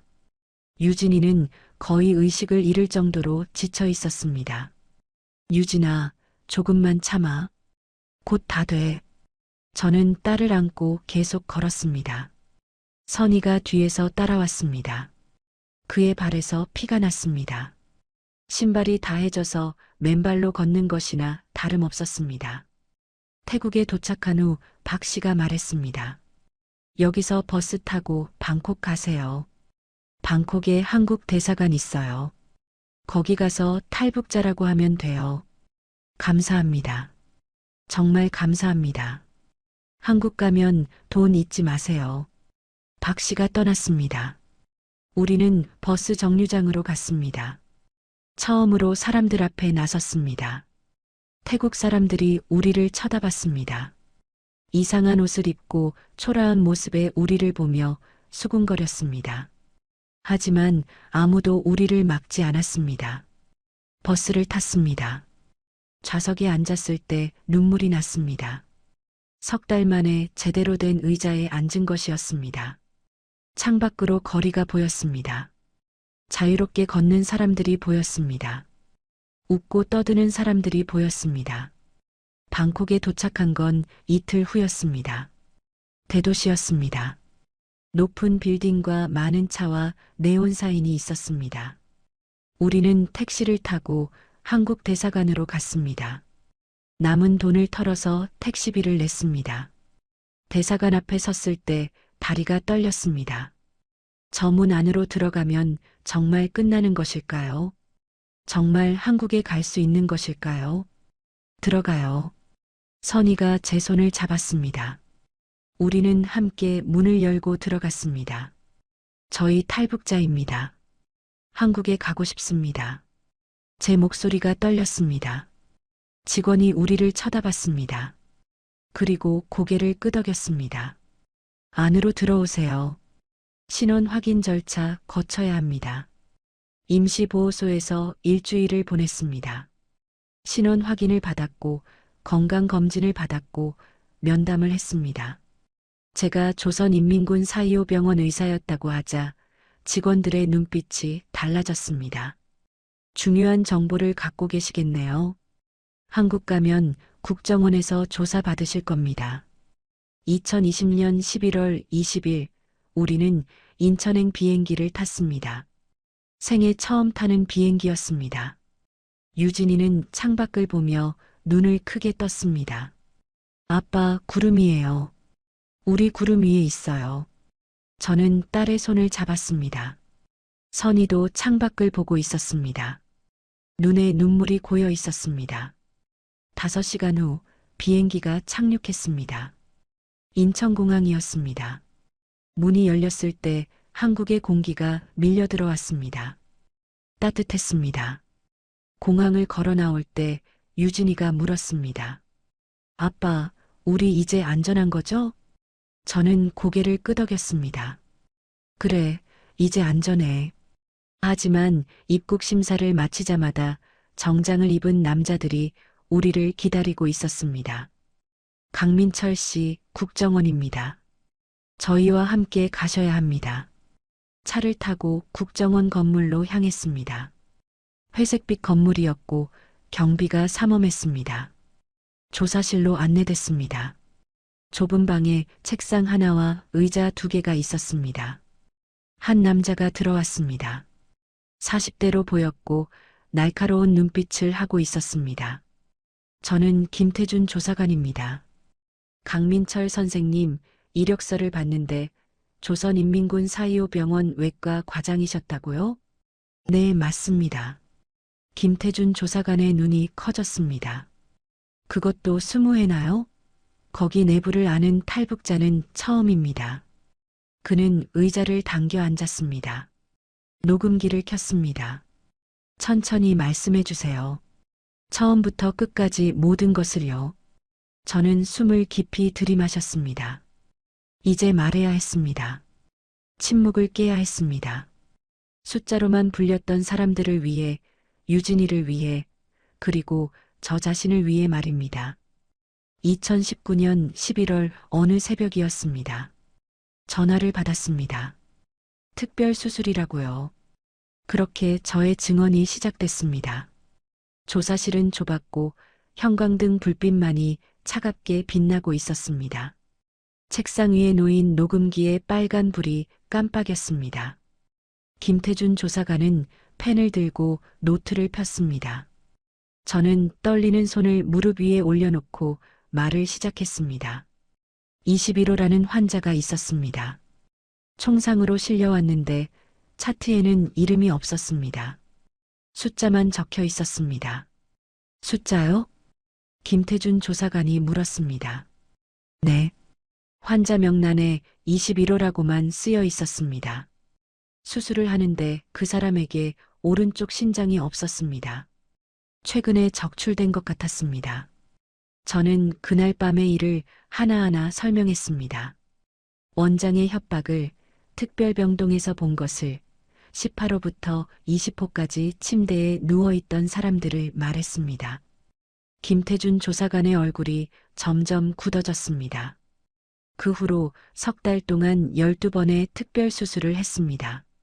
신장 적출, 간 일부 적출, 각막 적출까지 했습니다. 환자는 모두 숫자로만 불렸습니다. 적출된 장기는 어디로 갔습니까? 특수보관 용기에 담겨서 보위부 요원들이 가져갔습니다. 원장이 한 번은 술에 취해서 말했습니다. 고위 간부들에게 이식된다고요. 당과 원수님을 위한 충성이라고 했습니다. 김태준 조사관이 메모를 했습니다. 펜이 종이 위를 빠르게 움직였습니다. 병원 구조를 그려주실 수 있습니까? 조사관이 백지를 건넸습니다. 저는 펜을 들고 떨리는 손으로 그리기 시작했습니다. 지하 3층부터 시작해서 위로 올라갔습니다. 특별수술실의 위치, 특별병동의 위치, 원장실, 일반 병동, 모든 것을 그렸습니다. 지하 3층이 가장 중요합니다. 여기 특별수술실이 2개 있고요. 이쪽에 특별병동이 있습니다. 보위부 요원들이 24시간 지키고 있습니다. 환자들은 누구입니까? 정치범입니까? 확실하지 않습니다. 하지만 아마도 그럴 겁니다. 이름도 없고 가족도 없는 사람들이니까요. 국가가 마음대로 할 수 있는 사람들이죠. 저는 계속 말했습니다. 5시간 동안 멈추지 않고 말했습니다. 목이 쉬었지만 계속했습니다. 김태준 조사관은 물을 가져다 줬고 저는 한 모금 마시고 다시 말했습니다. 원장 리철수의 이야기도 했습니다. 그가 적출한 장기 중 일부를 중국 브로커에게 판다는 것을, 한 건당 미화 10만 달러를 받는다는 것을, 스위스 은행 계좌를 만들었다고 자랑했다는 것을 모두 말했습니다. 원장은 술에 취하면 자주 떠벌렸습니다. 자신이 얼마나 똑똑한지, 당을 위해 일하면서도 개인 재산을 모으는 게 얼마나 대단한지 말했습니다. 구체적으로 언제 그런 말을 들었습니까? 2020년 3월쯤이었습니다. 병원 간부 회식 자리에서였습니다. 원장이 저를 옆에 앉히고 속삭였습니다. 중국 브로커와 거래한 돈으로 아들을 유럽에 유학 보낼 거라고요. 김태준 조사관이 고개를 끄덕였습니다. 이건 엄청난 정보입니다, 선생님. 유엔 인권 보고서에도 나온 적 없는 내용이에요. 저는 물을 한 모금 더 마셨습니다. 손이 떨려서 물이 약간 흘렀습니다. 조사관이 새 노트를 펼쳤습니다. 장기 이송 경로에 대해 더 자세히 말씀해 주시겠습니까? 특수 차량이 새벽에 와서 가져갔습니다. 군용 트럭처럼 보였는데 번호판이 특이했습니다. 일반 차량과 달리 빨간색 번호판이었습니다. 그게 무슨 의미입니까? 고위 간부 전용 차량이라는 뜻입니다. 평양 시내에서도 검문을 안 받는 차들이죠. 저는 계속 기억나는 모든 것을 말했습니다. 환자들의 상태를, 수술 과정을, 적출된 장기의 종류를, 모든 것을 털어놨습니다. 말하면 할수록 가슴이 답답해졌습니다. 제가 한 일들이 선명하게 떠올랐고 그때마다 죄책감이 밀려왔습니다. 선생님, 김태준 조사관이 잠시 펜을 내려놓고 저를 쳐다봤습니다. 이 증언이 얼마나 중요한지 아십니까? 이건 북한 정권의 반인륜적 범죄를 증명하는 직접 증거입니다. 선생님의 용기에 감사드립니다. 용기라니요. 저는 고개를 저었습니다. 조사관님, 제 목소리가 떨렸습니다. 저는 용기 있는 사람이 아닙니다. 저도 그 일에 참여했습니다. 저도 공범입니다. 무슨 말씀이십니까? 저도 메스를 잡았습니다. 저도 그들의 신장을 적출했고 간을 잘라냈고 각막을 떼어냈습니다. 거부할 수 있었지만 하지 않았습니다. 딸을 지키기 위해서라는 핑계로 저는 계속 그 일을 했습니다. 눈물이 났습니다. 참으려 했지만 멈출 수 없었습니다. 한국에 온 이후 처음 우는 것이었습니다. 저는 의사입니다. 생명을 살리는 사람이어야 했습니다. 하지만 저는 생명을 부품처럼 다뤘습니다. 숫자로만 불리는 사람들을 수술대에 올리고 그들의 장기를 적출했습니다. 제 손에 피가 묻었습니다. 김태준 조사관이 한숨을 쉬었습니다. 그는 펜을 내려놓고 제 쪽으로 몸을 기울였습니다. 강민철 선생님, 당신은 피해자입니다. 그 시스템의 피해자예요. 아니요. 저는 가해자이기도 합니다. 만약 거부했다면 어떻게 됐을 것 같으십니까? 저는 대답할 수 없었습니다. 거부했다면 저도 수술대 위에 올랐을 것이었고 유진이도 위험했을 것이었습니다. 하지만 그게 변명이 될 수 있을까요? 선생님, 김태준 조사관의 목소리가 부드러워졌습니다. 당신이 지금 이렇게 증언하는 것, 그게 속죄입니다. 당신이 목숨 걸고 탈북한 것도, 지금 이 자리에서 모든 걸 말하는 것도 다 속죄의 과정입니다. 자책하지 마세요. 하지만 죽은 사람들은 돌아오지 않습니다.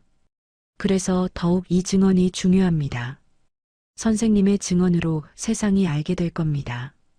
북한에서 무슨 일이 벌어지고 있는지를요. 그리고 언젠가는 그곳도 변할 겁니다. 저는 눈물을 닦았습니다. 조사관이 물 한 잔을 더 따라줬습니다. 좀 쉬시겠습니까? 아니요. 계속하겠습니다. 아직 다 말하지 못했습니다. 저는 더 말했습니다. 병원의 비리 구조를, 원장과 보위부의 유착관계를, 외화벌이, 시스템을, 모든 것을 설명했습니다. 해가 지고 어둠이 내렸지만 조사는 계속됐습니다. 밤 10시가 넘어서야 조사가 끝났습니다. 김태준 조사관이 녹음기를 껐습니다. 그는 피곤한 얼굴로 저를 쳐다봤습니다. 오늘 증언 감사드립니다. 이 내용은 보고서로 작성돼서 통일부와 외교부로 보내질 겁니다. 유엔 북한 인권조사위원회에도 전달될 거고요. 그게 도움이 될까요? 물론입니다. 선생님처럼 조선인민군 4.25 병원 내부를 아는 사람은 처음이에요. 이건 북한 정권의 인권 유린을 증명하는 결정적 자료가 될 겁니다. 저는 고개를 끄덕였습니다. 조사실을 나와 복도를 걸었습니다. 다리가 후들거렸고 온몸에 힘이 없었습니다. 하지만 동시에 뭔가 무거운 짐을 내려놓은 것 같았습니다. 대기실에서 선희와 유진이가 기다리고 있었습니다. 유진이가 달려와 저를 안았습니다. 아빠 괜찮아요? 응, 괜찮아. 저는 딸을 꼭 안았습니다. 선희도 우리를 안았습니다.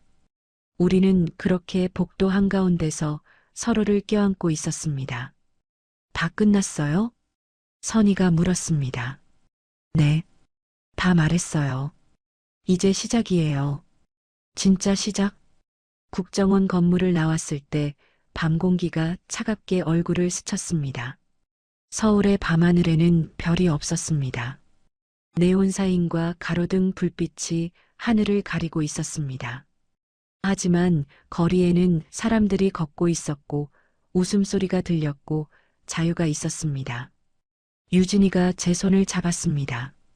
아빠, 우리 이제 어디 가요? 집 가자. 우리 집으로. 아직 집은 없었습니다. 하지만 곧 생길 것이었습니다. 정착 지원을 받고 작은 아파트를 얻을 것이었습니다. 그리고 그곳에서 새로운 삶을 시작할 것이었습니다.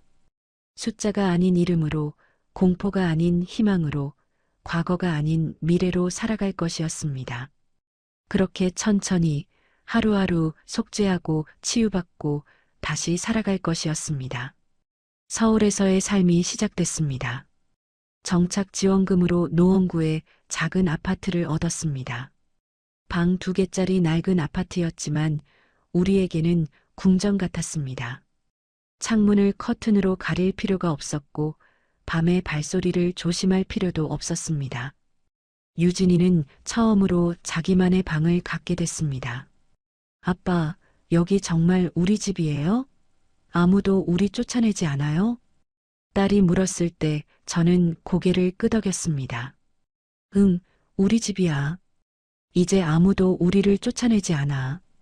유진이는 근처 고등학교에 전학했습니다. 남한 아이들 사이에서 적응하느라 처음에는 힘들어했습니다. 사투리가 이상하다고 놀리는 아이들도 있었고 북한에서 왔다는 이유로 피하는 아이들도 있었습니다. 유진이는 밤마다 울었습니다. 아빠, 학교 가기 싫어요. 애들이 자꾸 이상하게 쳐다봐요. 조금만 참아. 시간이 지나면 나아질 거야. 선희는 한 요양병원에서 간호조무사로 일하기 시작했습니다. 북한에서 수간호사였지만 여기서는 자격증이 없어서 밑바닥부터 다시 시작해야 했습니다. 밤 근무를 많이 했고 집에 돌아오면 녹초가 되어 있었습니다. 저는 한국 의사 면허를 얻기 위해 공부를 시작했습니다. 북한에서 의사였어도 한국에서는 다시 국가고시를 봐야 했습니다. 도서관에서 하루 종일 책을 봤습니다. 의학 용어가 달랐고 치료 방법도 달랐고 모든 게 새로웠습니다. 밤마다 여전히 악몽을 꿨습니다.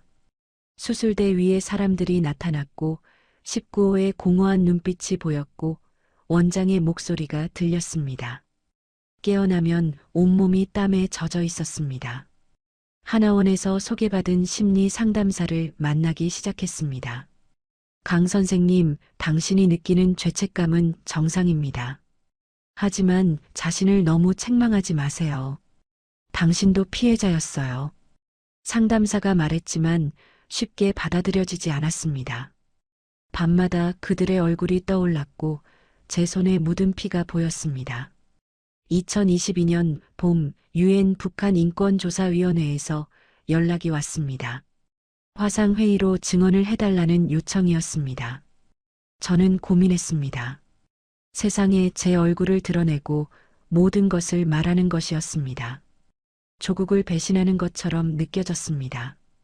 여보, 해야 할까요? 선희에게 물었습니다. 해야죠. 그 사람들을 위해서라도요. 숫자로만 불렸던 그 사람들 말이에요. 청문회 날이 왔습니다. 컴퓨터 화면에 여러 나라 위원들의 얼굴이 보였습니다. 통역사가 옆에 앉아 있었습니다. 저는 떨리는 목소리로 증언을 시작했습니다.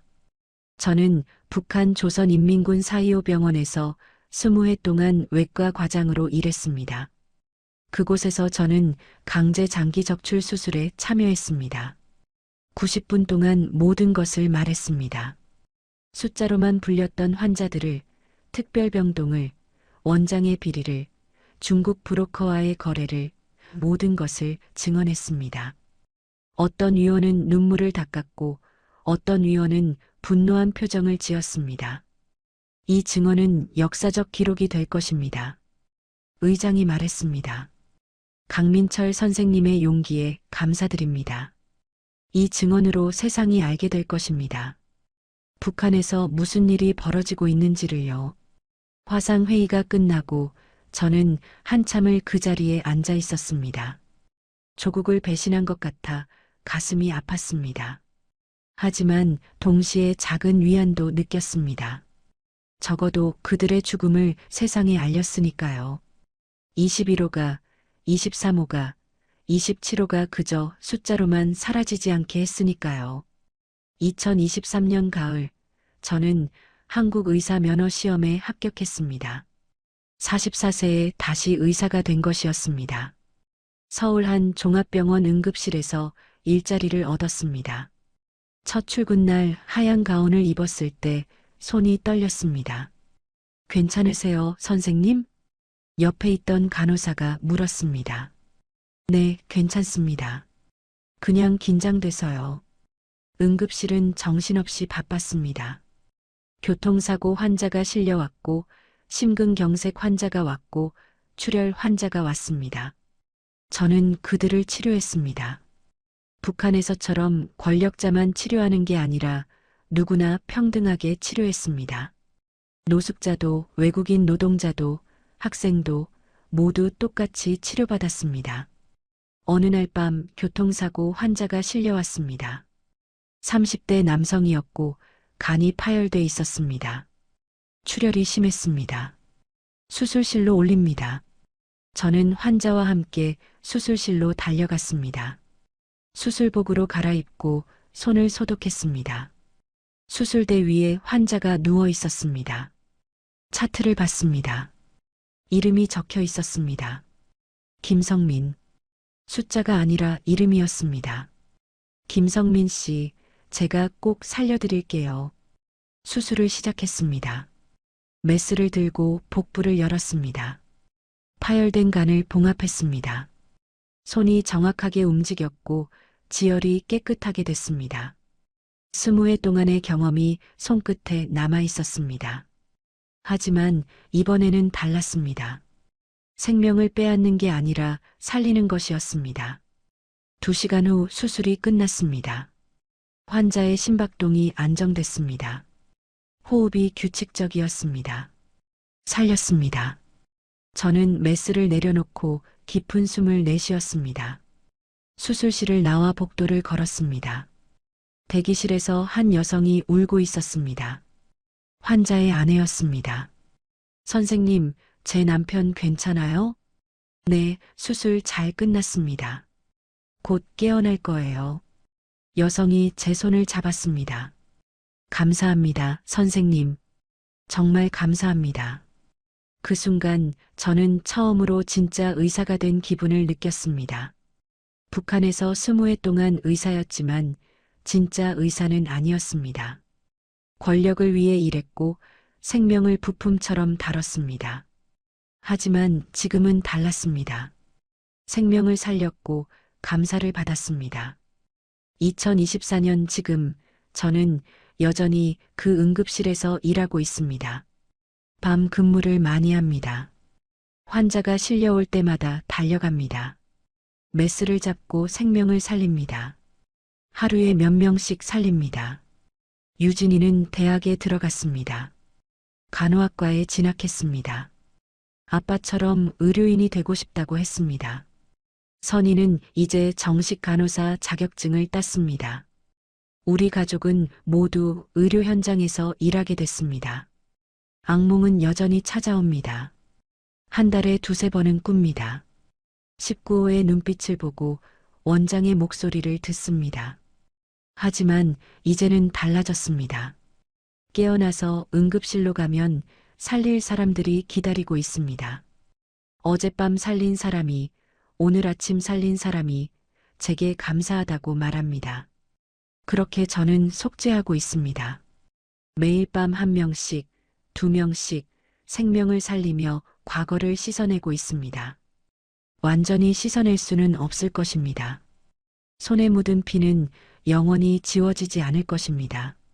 하지만 계속 노력할 것입니다. 숨이 붙어 있는 한, 메스를 쥘 수 있는 한, 생명을 살릴 것입니다.